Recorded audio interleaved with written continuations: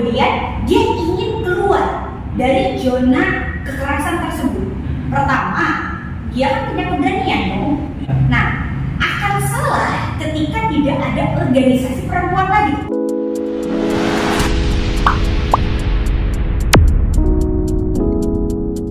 Ya, tadi bicara soal menyinggung soal organisasi, bicara soal perempuan, karena memang kayaknya juga Mbak Indah juga konsentrasi ya kajian-kajian yang menyangkut dengan keperempuanan lah ya.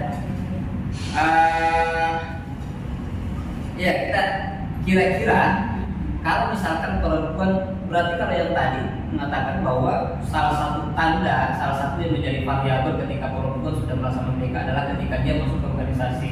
Berarti dalam konteks itu sama saja pengen mengatakan bahwa perempuan itu penting untuk berorganisasi. Sangat penting karena kadang ada di saat ini ya, bahkan bukan di saat ini saja, ada yang mengatakan misalnya organisasi perempuan ini tidak penting. Buat apa? Misalnya ada yang seperti itu ya.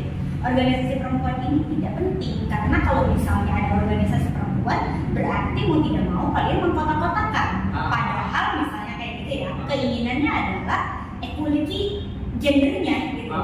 Nah, tapi saya ingin katakan seperti ini. Budaya patriarki itu kan tidak hanya ada di Indonesia ya, tapi di seluruh dunia gitu. Bahkan kalau di Indonesia banyak sekali variabelnya, apalagi kita adalah negara beragama. Jadi lapisan-lapisannya upaya-upaya tafsir-tafsir yang disobi di situ pasti akan cukup menempel nih di setiap pemikir atau pikiran-pikiran masyarakat Indonesia. Apalagi ketika mendengar misalkan kalau kamu tidak melayani suamimu dengan baik maka kamu akan masuk neraka. Ya, kan ada kalau nggak salah kan saya juga pernah mendengar soal itu kan sangat mensugesti lah. Ya betul sekali.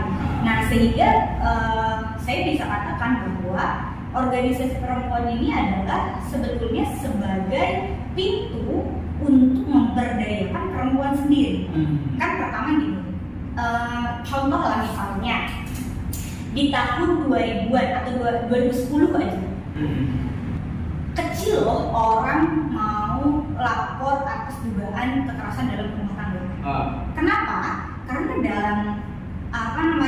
dalam pikirannya atau istri gitu ya, dia pasti akan bilang bahwa ya nggak apa-apa, mau gimana, saya harus nurut suami gitu kan.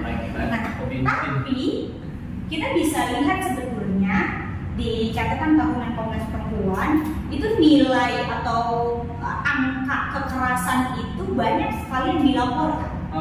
Nah, kita sebetulnya sebagai masyarakat, apalagi sebagai perempuan, harusnya mengapresiasi ini.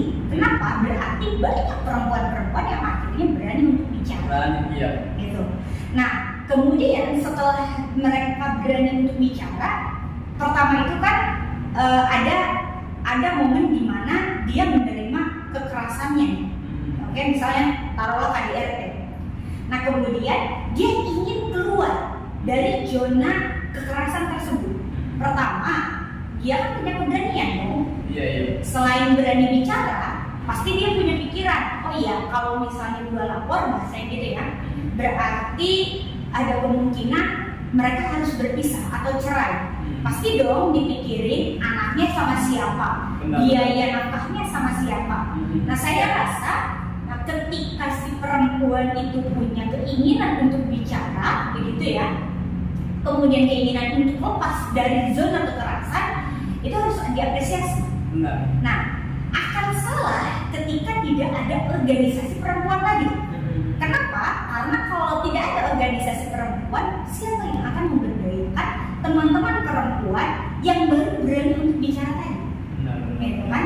Sehingga alhamdulillah ya kalau misalnya dilihat saat ini organisasi perempuan itu sudah cukup bervariasi. Ada yang mereka memberdayakan secara ekonomi, ada mereka yang memberdayakan secara politik, ada yang mereka memberdayakan secara ideologi perempuannya seperti apa.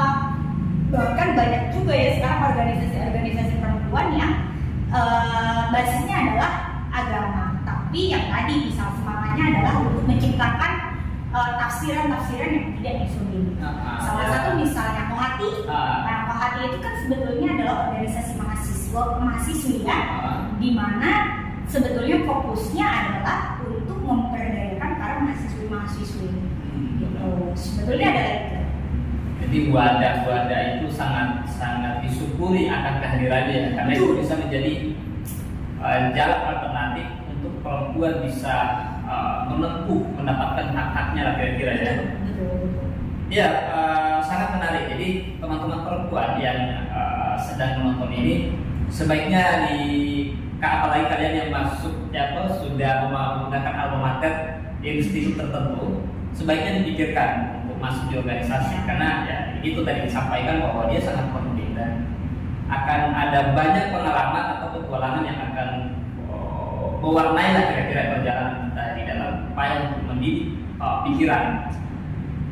Oke, iya, jadi tadi juga sempat disinggung soal kekerasan ya. Nah, bicara soal kekerasan ini kan sesuatu yang masih sangat tentu bagi mereka yang peka ya, ini akan sangat mengganggu sebetulnya. Iya kan, bicara soal kekerasan karena dan apa ya? Sedihnya sebetulnya atau sialnya karena kekerasan ini selalu yang menjadi korban adalah perempuan. Kira-kira itu ya, mayoritas lah kira-kira gitu ya. Dan nah kira-kira bagaimana kalau misalkan Indah mau melihat persoalan itu terkait masalah kekerasan yang kerap kali perempuan alami, baik di ruang publik maupun dalam hal-hal yang di rumah tangga lah kira-kira. Baik, pertama kekerasan dalam rumah tangga ini kan sebenarnya kompleks ya, dan banyak jenisnya gitu yang ingin saya sampaikan. Kebetulan saya pribadi hari ini ada masuk dengan tim mitra hukumnya PDTP 2 Tangsel. Jadi PDTP 2 ini adalah Pusat Pelayanan Perlindungan Perempuan dan Anak. Jadi saya ingin sampaikan karena mungkin saya skip di Tangsel ya.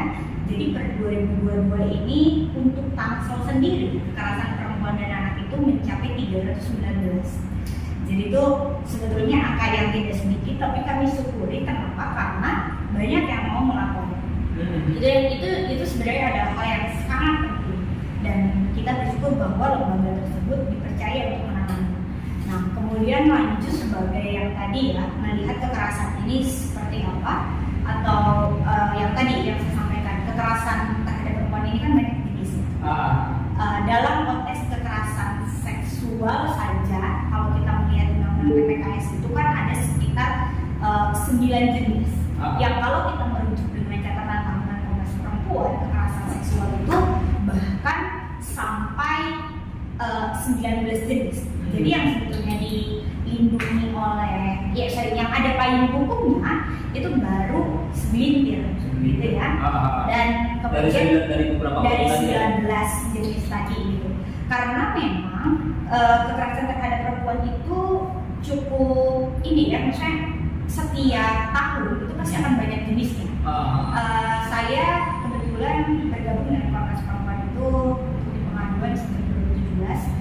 Pada awalnya pada saat itu kekerasan berbasis gender online, yang kayak misalnya pengen dipap, kemudian fotonya yang disebar-sebar seperti itu kita sampai meneliti dulu karena itu menjadi hal baru. Nah kalau sekarang untuk KBGO sendiri itu sebetulnya mungkin bisa ribuan ya kasus itu, apalagi waktu pas kemarin COVID-19. Nah kemudian pertama yang saya ingin lihat gitu ya, kalau tadi misalnya lihat kekerasan itu seperti apa, yang paling pertama kalau memang itu adalah sebenarnya mau laki-laki ataupun perempuan ya, apalagi kekerasan seksual, apalagi ini kekerasan terhadap perempuan, saya selalu ingat dengan kata-katanya Ibu Sadli. Nah beliau itu adalah pionir lah atau ketua Komnas Perempuan pertama. Beliau sampaikan yang paling utama adalah kita harus mendengarkan apa kata korban. Nah sampai saat ini sih perkataan itu saya pegang. Karena kan kalau misalnya kekerasan terhadap perempuan ini ya misalnya seperti pencabulan, perkosaan, itu kan kadang masih ada juga sih sebetulnya stigma yang bilang lu pakai baju apa, gitu ya, atau misalnya Ya selalu, jadi kesalahan itu selalu diupayakan untuk diarahkan ke perempuan. Iya, betul begitu. Padahal kan tidak demikian. Benar. Kemudian juga misalnya kadang emang itu pas jam berapa, emang kok sepi, ngapain sepi di kamar gitu kan. Iya. Nah hal-hal yang seperti itu bagi saya gitu ya, bagi saya yang sering sampai saat ini juga memang menangani kasus-kasus kekerasan terhadap perempuan tadi, yang saya ingin katakan ketika memang menemui korban tersebut gitu ya, let's just to hear it gitu. Coba hanya untuk ngedengerin aja dulu gitu. Kayak ngasih trust aja, kayak perhatian aja buat dia seperti apa. Kayak gitu. Nah, nanti setelah itu